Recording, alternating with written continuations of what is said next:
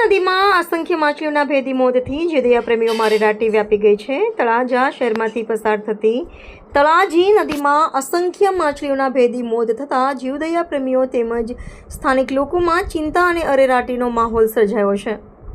મળતી માહિતી મુજબ આજે સવારે આશરે 9 વાગ્યાના સમયે સાંઈબાબા મંદિર નજીકથી આગળ નવા બ્રિજનું કામ ચાલી રહ્યું છે તે વિસ્તારમાં મોટી સંખ્યામાં મૃત માછલીઓ જોવા મળી હતી। ઘટનાની જાણ થતાં સ્થાનિક લોકોને જીવદયા પ્રેમીઓ સ્થળ પર દોડી આવ્યા હતા।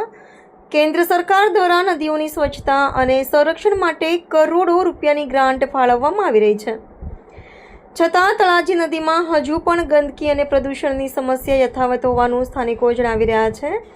માછલીઓના અચાનક મોત પાછળનું ચોક્કસ કારણ હજુ સુધી સામે આવ્યું નથી, પરંતુ પાણીમાં પ્રદૂષણ, ઓક્સિજનની અછત અથવા અન્ય કોઈ પણ કારણ જવાબદાર હોઈ શકે તેવી ચર્ચાઓ ચાલી રહી છે। આ મામલે તળાજાના જીવદયા પ્રેમી તથા ભાજપ શહેર પ્રમુખ આઈકેવાળા સાથે થયેલી ટેલિફોનિક વાતચીતમાં તેમણે ઘટનાને દુઃખદ ગણાવી તંત્ર દ્વારા તાત્કાલિક તપાસ કરાવી જવાબદાર કારણો શોધવાની માંગ કરી હતી। તેમણે જણાવ્યું હતું કે આ બાબતે સંબંધિત અધિકારીઓનું ધ્યાન દોરવામાં આવશે।